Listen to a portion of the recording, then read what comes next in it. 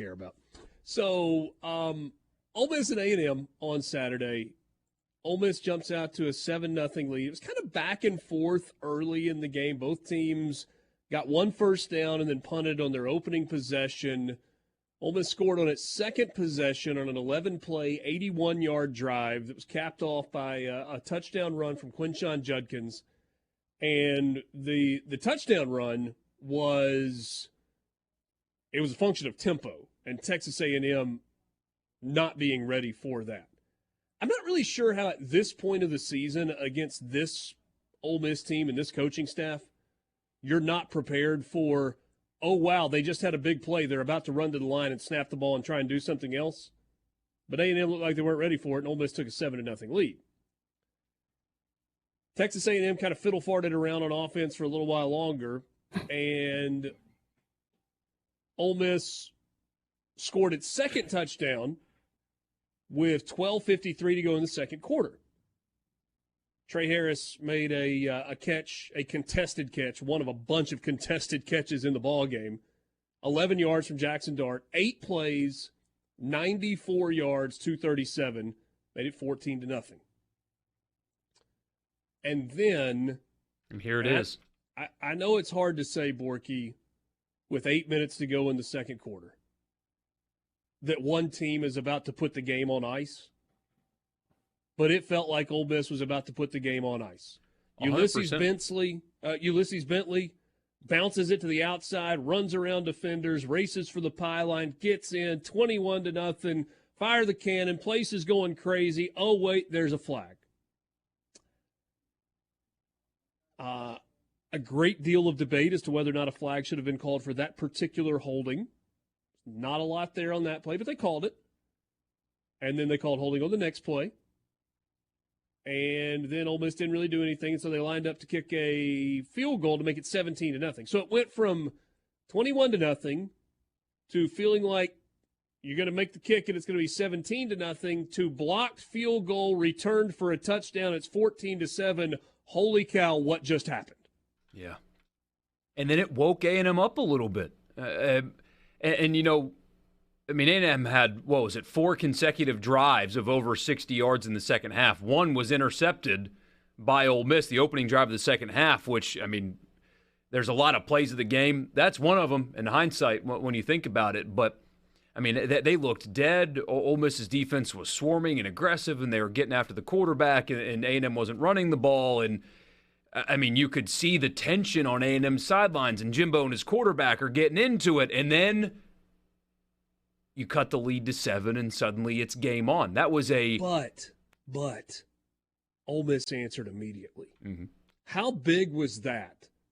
Ole Miss gets the ball back, and they're driving down the field, and then they kind of went trick play.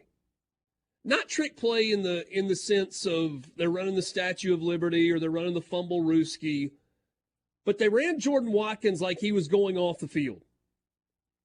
And then he just stopped right there at the edge of the sideline and never went off the field. And Jackson Dart snaps it, and there's nobody within, like, the hash marks of him. And he throws it, and Watkins races into the end zone for a touchdown, and it's back to 20-7, and the life started to come back into the stadium. A&M scored a touchdown before the half, made it 20-14. Was it second quarter or first drive of the second half when Johnson threw the terrible interception? That you just saw it there. It was A&M's first possession of the second half. Yeah. They went right down the field, and bad throw there. Nice play, but really bad throw there. Terrible throw. Bad decision, I thought, to throw the ball there. You've run the ball effectively all the way down there. I would have just, I mean, it's first and goal. Run the ball. After A&M doesn't score there, Ole Miss goes the other way. They score the touchdown. Another touchdown run for Quinshon Judkins makes it 28-14. A&M gets it closer with a touchdown pass from Max Johnson. That was the one where, was it a catch? Was it not a catch at the goal line? And is that right? Or was that later? Oh, that was later. That was early fourth quarter where they had the long review on that. Anyway, it kind of goes back and forth. 31-21, 31-28. A&M takes the lead 35-31 with 4.5 minutes to play. And what did Ole Miss do? They immediately answered. 9 plays, 75 yards, 2:54 off the clock, touchdown on the board with 1:40 to go, 38-35. A&M gets it back one last time. They drive down. Ole Miss gets a hand on the field goal, or like a fingertip on the field goal to just change the trajectory a touch. And Rebels get the win. Their fourth win where they were either tied or trailing in the fourth quarter this season. Davion Harris got a finger on it for Ole Miss. Yeah, he missed, was in concussion protocol, I believe. So having him back was obviously very big for them. Blocks the potential game-tying field goal. But, we got a text earlier that was like, oh, their luck's going to run out. It's going to happen this weekend. Losing to Georgia is not. Does that qualify? There's not any luck involved in that, yeah. That doesn't qualify. But, man, I really, maybe I'm blinded, I guess, but reducing what Ole Miss has done in the fourth quarter this season to luck, I think, is wrong. It is a team that plays their best football in the fourth quarter. I mean, they've got at this point, he's a 20-year-old veteran, but Jackson Dart he doesn't have the strongest arm, not the most accurate. Don't get me wrong, he's accurate. He has a strong arm, but it's not the strongest. He's not the most accurate. He's a good runner. He's not the best runner. Between the ears, though, upstairs, hey, that's pumped up about Dart. Man, he's been playing great. That one-handed catch from Trey Harris, and it just made him jump out of his seat again. And man, I'll tell you what, at the restaurant on Saturday, I did come out of my seat a little bit with that guy. I was like, wow. Dude, it's unreal. But that trickles down to the rest of when your quarterback is as mentally tough as Ole Miss's quarterback is, and as stoic and as calm in these pressure spots, it resonates to the rest of the team. Coaching and other things are involved in their fourth quarter success as well, but I think that starts with the most important position and the most important player on a team. Jackson Dart watched his defense get run up and down the field in the second half. Up and down the field, up and down the field, up and down the field. He's getting hit. A&M's got a physical front and just calm. And I think that resonates with the rest of the team. And yet again, the fourth game this year, either tied or down in the fourth quarter, and they made the plays when they had to. The maturity and the mental makeup of that team is why they're doing it. I really don't. Luck is just not something that you talk about first with this team and their fourth quarter success. I mean, somebody asked the question. What I would say, though, is... Go ahead, sorry. Hey, Dad, go ahead. Where the luck for Ole Miss is what they do defensively. There's always a hint of luck in when you get turnovers. There's always a hint of luck when Ole Miss gets big plays defensively. They are a team that you can drive the football on, but they are also a team that will put you in 2nd and 15, 3rd and 17 very easily, and they are a team that gets turnovers. So if you want to point at luck, you point to it on the defensive side of the ball. Offensively, I expect Ole Miss to be good. Yeah, and you know what? When you talk about luck on the defensive side of the ball, I agree with what you're saying, but I do think luck is created by pressure. Yeah. And when you talk about going from 2nd and 10 to 3rd and 17, yes, you got a sack. Yeah. When you talk about having a safety come over the top and cut underneath the receiver for an interception, it might be because you got pressure on the quarterback and he had to throw it sooner than he wanted to, or it changed the trajectory of the throw a little bit. I will agree with you that there was a little bit of luck in that game for Ole Miss, but there was some luck for Texas A&M too. Like with 30 seconds to go in the fourth quarter when Max Johnson fumbled it and there was an A&M player right there, it was luck. That's where the ball bounced. But you know what? When Jackson Dart got hit as he was releasing the ball in the first quarter, and that thing just fluttered and happened to find a dead spot of grass, the grass was alive, a dead spot where nobody was, like between the linebackers and the defensive line. Okay, that's luck. Sure. Because LSU would say, hey, our guy got hit and it got tipped into the air and it went right to a safety for Alabama on Saturday night. So, yeah, sure, there's some luck involved. You catch some breaks. But Ole Miss is winning games. That's part of winning. The fourth. Yeah, Ole Miss is winning games in the fourth quarter because they get good players, especially on the offensive side of the ball. Quinshon Judkins is a star. Trey Harris is a star. Jordan Watkins is reliable as reliable can be. That offensive line has played pretty well. Against that front, especially the number one team in sacks and TFLs in America. and Dart got sacked once. And, yeah, Jackson Dart's experienced. He's confident. Borky was pointing out a second ago. He's poised. Hey, let's not forget about Trey Harris's incomplete catch in the back of the end zone. Or like where he went up and bumped his hand against the goalpost and made a one-handed catch, but he came down out of bounds. Yeah, it was really impressive. He had a monster day.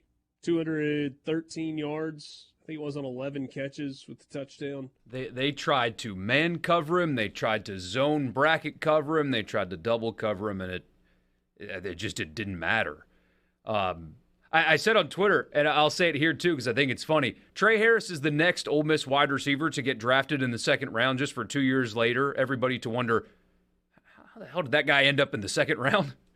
That's Trey Harris. I mean, his numbers are unbelievable. And don't forget, he's missed 3 games, essentially. He didn't play in Tuscaloosa. He took 4 snaps. Yeah. Took 3 snaps in New Orleans. And had to overcome that injury and has almost 800 yards receiving this year and has been, just dominant. And so good after the catch as well. Like, physically makes good catches. But in space, man, a couple of times they just gave him a little slant over the middle.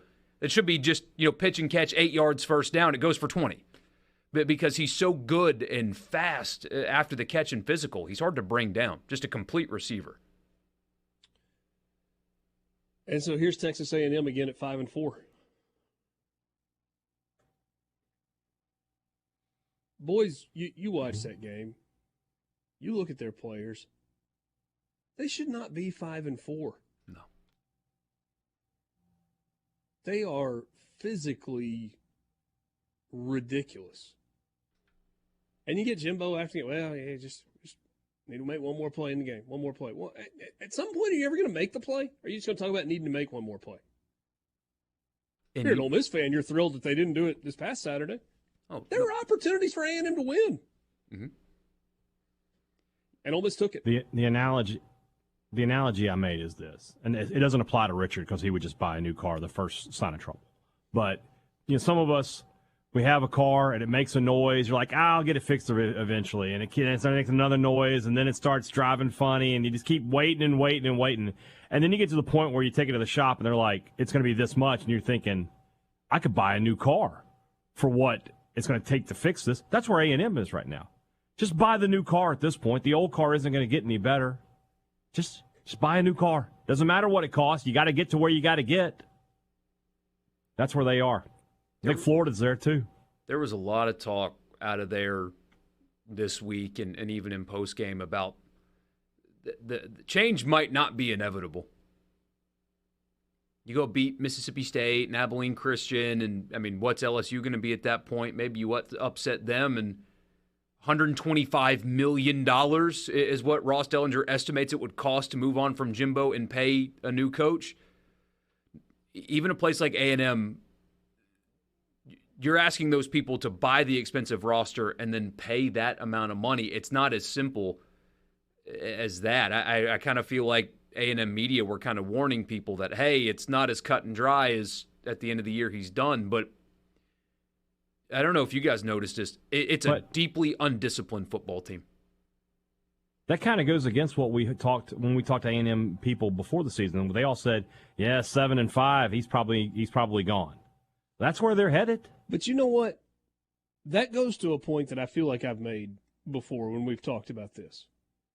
It's real easy to talk about spending other people's money. The price of oil, goes up 30 cents, and it doesn't even matter. When you're talking about stroking a check for $75 million to make a guy go away, a guy and his staff go away, and you need a whole bunch of money to fund another NIL class and pay the guys that you got on your roster, and you got to do a contract for a new coach coming in it's not like you're going to be able to pay him nothing. At some point, you're like, no, it's too much money. Even if we have a lot of money. I don't know. It just doesn't make a whole lot of sense to me. No. But, it was like, and not just play on the field undisciplined. Joke about the punch to Pettis' you-know-what. That was often. They were chippy and not like a two teams just really getting after it and playing hard. And no, they were undisciplined chippy. Like body language was horrible. And the flip side of that is Ole Miss didn't really bite on much of that. Right? I don't think at all. I don't. Was there an unsportsmanlike conduct call on or a personal foul on Ole Miss in the game? I don't remember. If there was one, I don't remember it. Penalties. I think the actual total penalties were fairly comparable. A&M had 9 for 73, Ole Miss 8 for 61. No, at least 3 of those were holding calls on Ole Miss. At least 3, maybe more than that.